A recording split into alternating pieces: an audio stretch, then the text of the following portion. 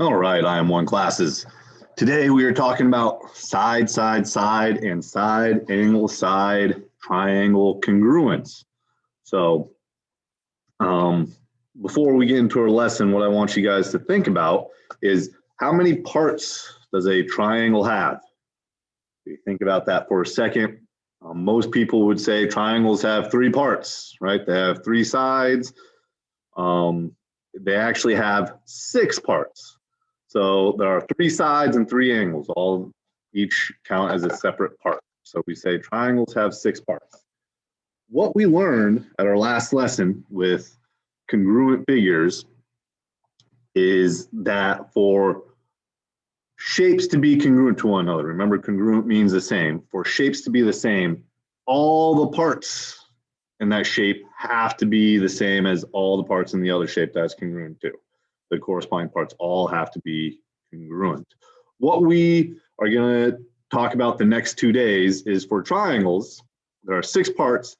So when triangles are congruent, all six parts are congruent.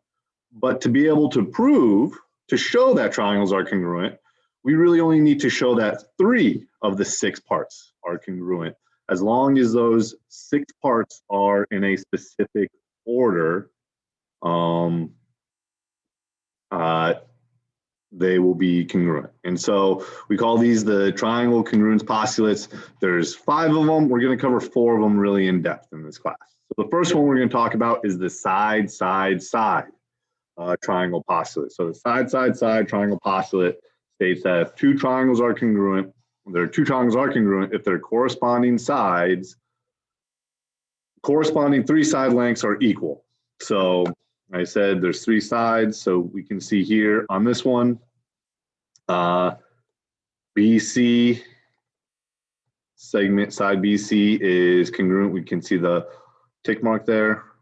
YZ AB is congruent to two tick marks. YX, or I'll go XY. And then last, AC is congruent to XZ.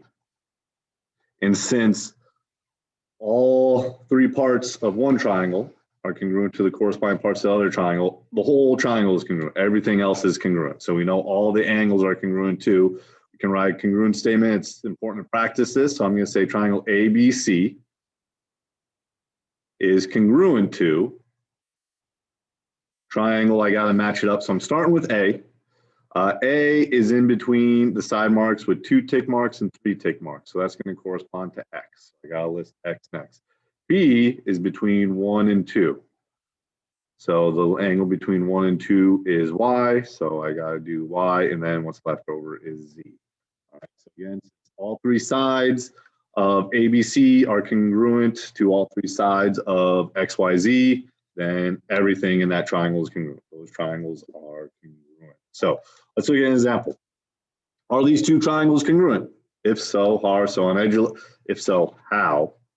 On Edulastic, it's a little drop-down menu that says are or are not when you put in here. So the triangles are congruent. So we have all three sides. They are congruent. And we say it's by the side, side, side congruence theorem. All right. Look at this one. Are these congruent? Are all three sides of one triangle congruent to the three sides of the other? We only have two tick marks, so I can see this side is congruent to this one down here. This side with three tick marks is congruent to this one down here. That's just two. We need all three. These triangles share a side. So when they share a side, that actually means they are congruent. So when they share a side, those things, we say those sides are congruent. So these are congruent by side, side, side. All right. Next one. The side angle side congruence postulate. So if two sides and the included angle in one triangle are congruent to two sides and the included angle of another triangle, then those two triangles are congruent. So everything is congruent in here. So what we have here, we have AC is congruent to XZ. We have angle C is congruent to angle Z. And then the last one, BC, side BC, is congruent to side YZ. So notice the order that they're in. So the angle is in between the two congruent sides. So we have side, angle, and then a side. That order matters. So this is the side, angle, side congruence postulate. We can write a congruence statement to this one. So triangle ABC is congruent to, gotta erase this so I can read a little bit better.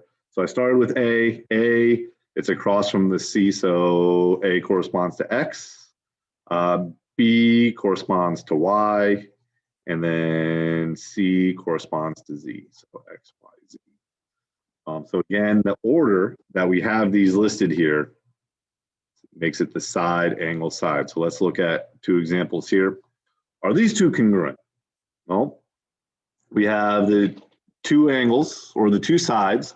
Are the angles in between the two sides, including the sides, congruent to each other? So is this angle up here congruent to this angle down here? It's not marked off, so that's something you need to think about it. So this, it is actually congruent because these are vertical angles. So remember, vertical angles are congruent, so it's important to be able to recognize them. They're the bow tie angles, angles across from each other on an intersection. They are congruent. And since the angle is in between the two sides, this is side, angle, side, SAS. Let's look at the next example. Are these congruent? If so, how? So again, since these two triangles are sharing this side here is congruent to itself, so we can put in congruency arcs or tick marks there. So we have side, angle, side. So yes, this is congruent. They are congruent by side, angle, side. Right? Let's look at another example. Are these two triangles congruent? If so, how? Well, let's look at what is congruent here. So we know this side that they share is congruent. Nothing else is marked off, and there's nothing else that we know for sure. So we can't really say that we don't have vertical angles. They're not sharing a side. These angles are across from each other are congruent, but we don't know if this angle is congruent to that. We don't know if that. We would need more information, and so we would say these are not congruent by, there's an option NA. There's just not enough info for us to say if there's congruent or not. So remember, we need 3 parts in a specific order, all right? The order that we know, side, side, side, so if all sides are congruent, or side, angle, side, the angle between two sides that are all congruent. Then we can definitively say the triangles are congruent. Let's look at another example. So are these two triangles congruent? Again, we don't know if this third side here is congruent. There's nothing marked off. We don't know. They're not sharing that side. There's no other thing that we know to definitively say these third sides are congruent. So we can't say that. We can maybe use side, angle, side if we knew the angle in between. But again, there's nothing that we know. There's no vertical angles there. We can't say for sure that those are congruent. So we'd have to say they are not congruent because NA.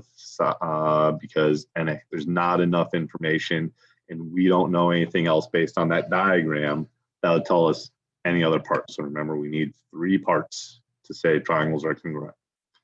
All right. So here, state the additional information needed required in order to know the triangles are congruent for the reason given. So what these questions are doing is we are assuming the triangles are congruent. What is the additional information we would need to know to be able to use side, side, side?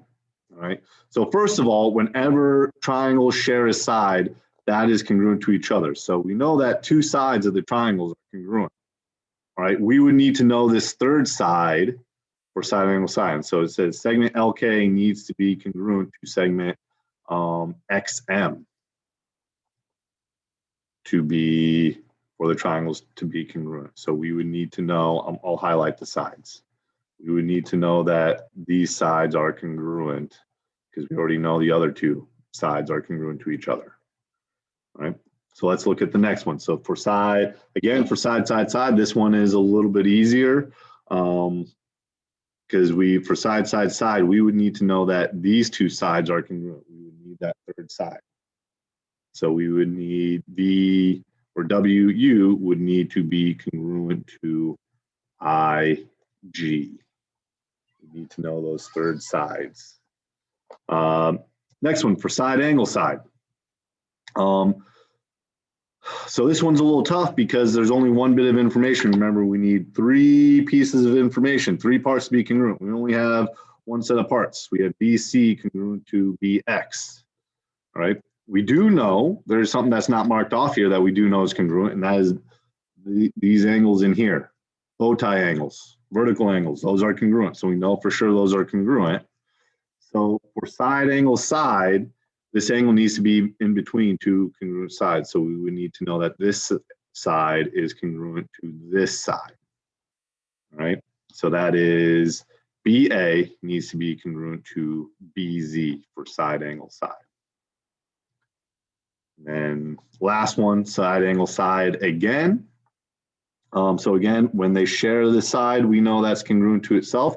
So we can mark that off. So we now have 2 pieces of information. We need that third bit of information for side angle side. We have 2 sides. We need an angle. It has to be the angle in between the 2 sides. So it's going to be this angle in here. I'm going to do the other one in green. So this angle in here. These would need to be congruent. And so you need to be careful when you are writing out. So we have IHG.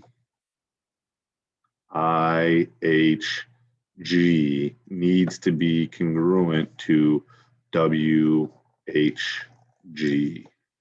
Make sure you put those in the correct order. WHG.